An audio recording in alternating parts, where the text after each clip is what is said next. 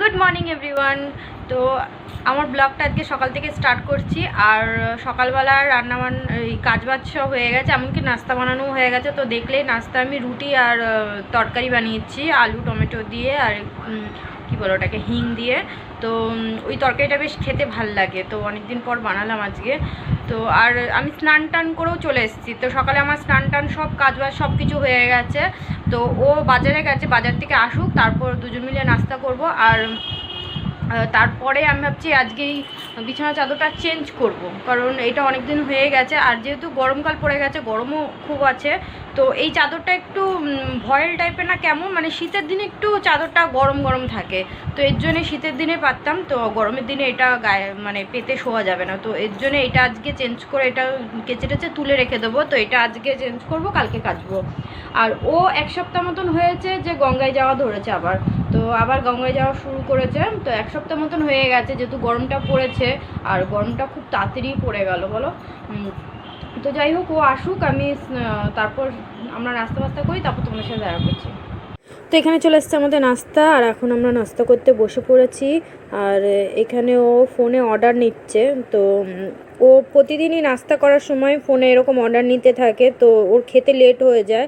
এর জন্য ওকে আমিই খাইয়ে দিই। তো মাঝের মধ্যে আমি ওকে খাইয়ে দিই এরকম নাস্তাটা। তো চলো এখানে আমরা নাস্তা টাস্তা করে নিই।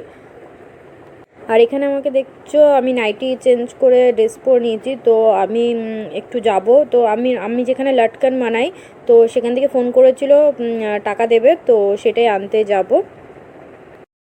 তো নাস্তা রাস্তা করে আমি একটু গেছিলাম লটকানের যেখান থেকে আমরা লটকান বানাই, তো সেখানে গেছিলাম টাকা আনতে। তো আজকে ফোন করে ডাকলো যে টাকা দেবো, নিয়ে যাও। তো ওই টাকা আনতেই গেছিলাম। তো এর জন্য ও কাজে বেরোবে, ওর সাথেই গেলাম। তো ওর সাথেই গেলাম, ওই আবার ছেড়ে দিয়ে গেল। তো এখন দেখো 12টা বেজে গেছে, অনেক লেট হয়ে গেছে। তো এখন রান্না বসাবো। আর বললাম যে বিছানা চাদরটা চেঞ্জ করবো, তো এখনও চেঞ্জ করতে পারিনি। তো ওখানে রান্না বসিয়ে নিই, তারপর এটা চেঞ্জ করবো।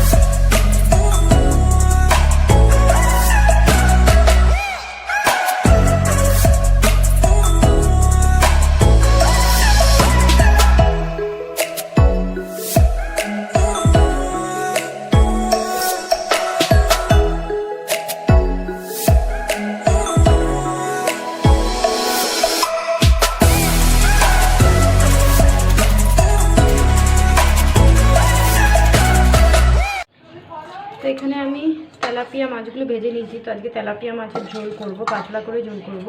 তো এখানে আমি মশলা বেটে নিয়েছি, এর মধ্যে আছে আদা টমেটো একটা, আর আদা জিরে বাটা দিয়ে ভেজেছিলাম করব, কিন্তু মাছে না রসুন আর পেঁয়াজ না দিলে একটু আস্তে আস্তে গন্ধ করে। তো এর জন্য 2-3টে রসুনের কোয়া আর একদম অল্প অর্ধেক পেঁয়াজ দিয়েছি। আর এর মধ্যে জিরের গুঁড়ো দিয়ে দিয়েছি, হলুদ নুন একসাথে সব দিয়ে দিয়েছি। এটা দিয়ে এখন মশলা ভেজে নেব।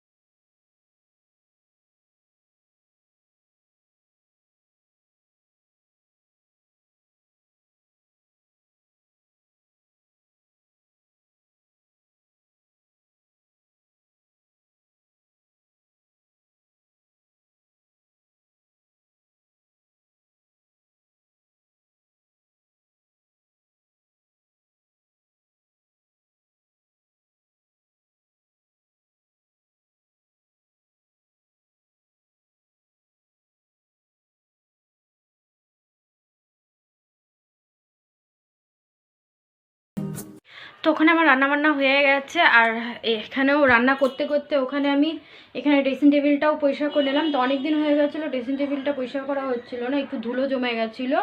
তো ওখানে রান্না করতে করতে ড্রেসিং টেবিলটাও পরিষ্কার করা হয়ে গেছে, আর রান্নাঘরটাও গুছানো হয়ে গেছে।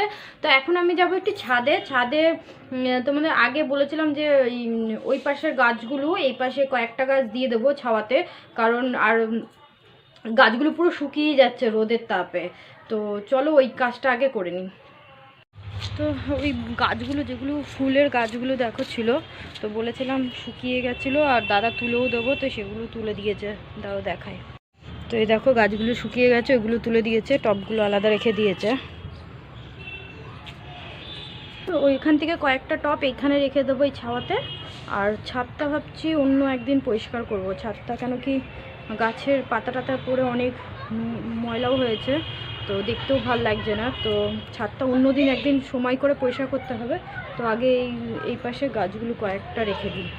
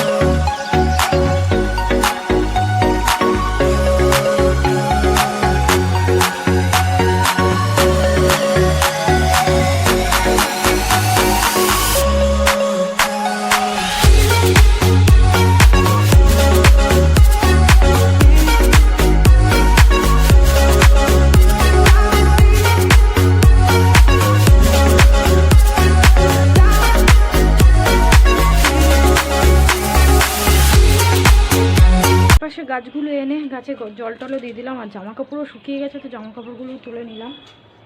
ভীষণ রোদ একদম, এখন ছাদে এক ফোঁটা থাকা যায় না।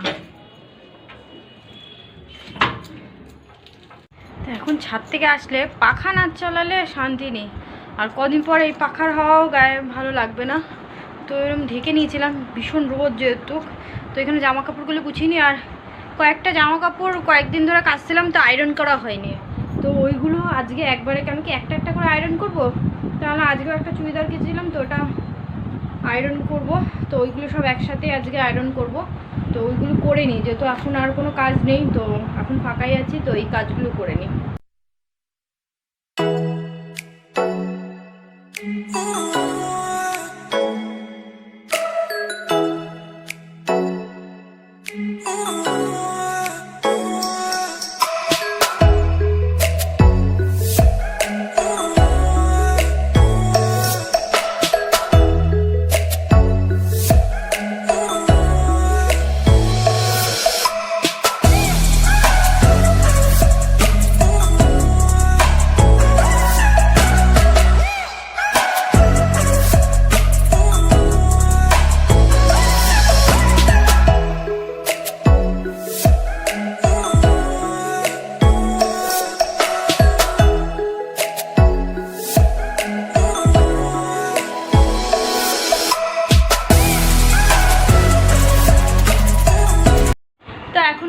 সন্ধে, আর আমি একটু এখন মুখ টুক ধুয়ে একটু ফেস ওয়াশ দিয়ে একটু মুখ টুক ধুয়ে এসে বসলাম।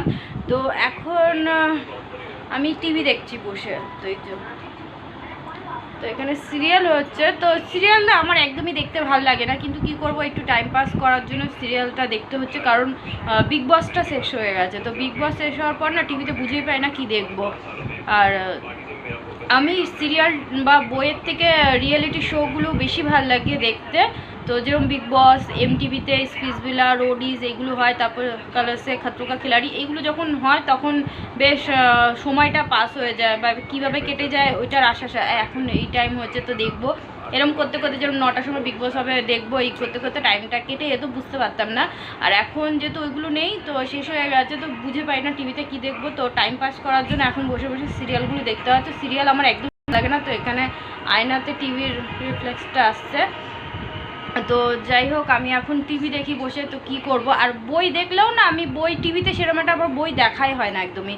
তো বই দেখলে সবসময় আমার ফোনেই আমি বই দেখি, আর এছাড়া বই সেরকম একটা দেখা হয় না, খুবই কম দেখা। যদি ও দেখলো ওর সাথে বসে টসে দেখলাম তাহলে, এছাড়া এই সন্ধেবেলা এই টিভি খুলে শুধু বসে থাকি। টিভি ওখানে চলে, কিন্তু তারপর ফোনে আমি একটু ইউটিউব দেখি, এইসবই করি। তো চলো আজকের ভিডিওটা এখানেই শেষ করছি, আবার তোমাদের সাথে দেখা হবে নেক্সট ভিডিওতে। তো টাটা, বাই বাই।